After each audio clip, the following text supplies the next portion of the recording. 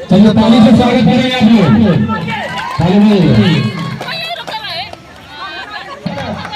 और सभी महिला एक लाइन में लगे।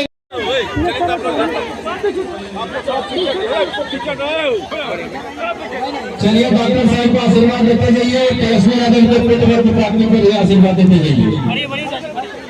हाँ, एक लाइन लीजिए, ऊपर लीजिए, कपड़ा लीजिए। तुम लोग पीछे हो जाओ। सबके मिलते हो। अरे ये लक्ष्मी होगा हिने निकाल अंदर चल को ले को हिने निकाल दे ना वो नहीं जो एक लाइन में रहिए। लाइन लगाइए। आप उसमें कहीं आप होशियार हैं कहीं नहीं एक करके आने दीजिए एक करके। अरे आधा घंटा सब बन जाएगा एक करके कहीं नहीं करके।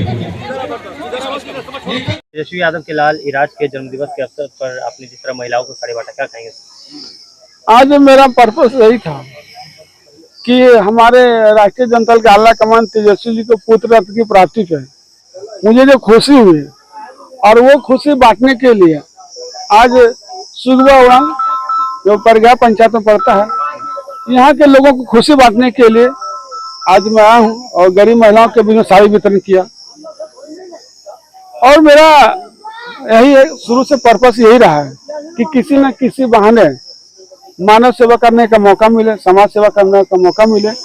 उसी कड़ी को देखते हुए आज मैं यहाँ हूँ और मुझे जो खुशी यहाँ के लोगों से मिली, जो आशीर्वाद मिल रहा है, मुझे उसका सहानुभूति दिलों में कुछ दिखने को मिलता है। जब साड़ी दे रहा था उसमें लगता था कि इससे बड़ा कोई सेवा नहीं है। सर, तेजस्वी यादव को पुत्र रत्न की प्राप्ति हुई, इस अवसर को क्या बोलना चाहेंगे? देखिए, पुत्र रत्न की प्राप्ति तो ये तो हर कोई होता है, ये मायने नहीं रखता है। मायने रखता है जब मैं पार्टी से जुड़ा हूँ, राष्ट्रीय जनता से जुड़ा हूँ।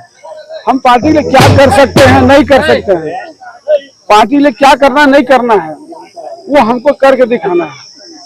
और मैं जहाँ भी रहता हूँ, आज राष्ट्रीय जनता दल में हूँ, 3 या 4 महीने हुए मैंने पार्टी ज्वाइन किया। मैंने पार्टी में जो मेरा कार्यक्रम अब दिखते होंगे तो लगा कि नहीं पार्टी में ज्वाइन का हूँ, पार्टी लिए मैं कुछ करूँगा, पार्टी लिए करूँगा। इससे कि मैं पार्टी में तो पार्टी लिए काम करूँ। आज एक देखते हुए कार्यक्रम और मेरा एक ही पर्पस है, राष्ट्रीय जनता दल में आने का एक ही उद्देश्य रखा है कि इस बार तेजस्वी जी को मुख्यमंत्री बना के ही दम लेंगे। और इस बार बिहार की जनता पूरे परिवर्तन के मूड में खुद मैं देख रहा हूँ और हमको लगता है, मेरा दिल कहता है कि इस बार तेजस्वी मुख्यमंत्री बनेंगे। जिस प्रकार से इस बार देखा गया सर, काफी भीड़ था, काफी लोग स्वागत में जुड़े। देखिए, मैं शुरू से मानव सेवा करता आया हूँ और समाज से जुड़ा हुआ इंसान हूँ। इसमें जब भी कोई गांव जाता हूँ तो लोगों का हुजूम तो बढ़ेगा ही। लोग तो चाहते हैं कि राजनीति में अच्छे लोग आए, ऐसे लोग आए। तो मेरा मकसद नहीं कि मैं कोई फायदा लूँ। मैं ये बार बार कहता हूँ कि देखिए, विधानसभा चुनाव लड़ना डॉक्टर साहब के बहुत बड़ा उपलब्धि नहीं होगी, इस बात को समझे लोग। जो विधायक मंत्री हमको विधानसभा जाने के बाद बनता है, वो बिना हम गए हुए लोगों के बीच में काम करता हूँ। हमसे जो बन पाता है, सालाना करीब मेरा 50-60 लाख रुपये खर्च क्षेत्रों में, गांव गरीब गुरबा के बीचों में।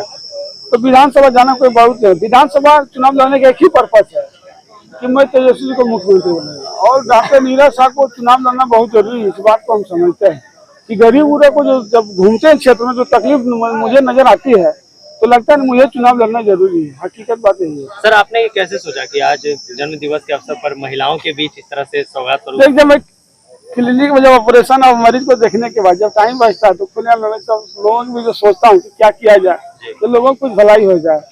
तो मेरा दोनों काम हो जाता है ना कि रियाज का अगर जन्मदिन मनाया और उसको खुशी में साड़ी वितरण की, इससे बड़ा उपलब्धि क्या हो सकता है। खुशियाँ तो लोग हर कोई मनाता है। लोग अभी बड़ा भोज कर देंगे तो खुशी जाए, वो मायने नहीं रखता है। हम चाहते गरीबों के हक में खुश जाए। सर, आप पिछले 18 साल समाज सेवा कर रहे हैं सर, लेकिन जो अभी आपके विरोधी है, कुछ आपके विरोधी हैं जो बता रहे हैं ये चुनावी एजेंडा है सर, इस पे आप क्या बोलना चाहेंगे? ठीक है, चुनावी एजेंडा तब होता है जब हमको पहली बार कार्यक्रम करता था। चुनावी एजेंडा तब होता। मैं 18 साल से कार्यक्रम कर रहा हूँ। दूसरी बात, मैंने ये कहा कि मैं अगर जनप्रतिनिधि बनता, जनता को 1 रुपया नहीं लूंगा। बस जनता के 1 रुपया मैं अपने खाते में तो नहीं लूंगा, इसका मैं अपने खाते से भले जनता को दूंगा। हमारे राष्ट्रीय अध्यक्ष श्री लालू प्रसाद जी का पोता के जन्म उत्सव और तेजस्वी जी के सुपुत्र के शुभ अवसर पर हमारे डॉक्टर हड्डी रोग विशेषज्ञ डॉक्टर नीरज शाह जो आज गरीबों के बीच वस्त्र वितरण किए, इसके लिए हम धन्यवाद देना चाहते हैं पार्टी की ओर से। और इतने विधायक और मंत्री बने हैं, लेकिन पहली बार देखा जा रहा है कि आरजेडी के कार्यकर्ता मात्र उठते हैं और पहली बार चुनाव लड़ने का घोषणा करते हैं और अपने पैकेट से महिलाओं को सम्मान देने के लिए साड़ी वितरण कर रहे हैं। कैसा लग रहा है?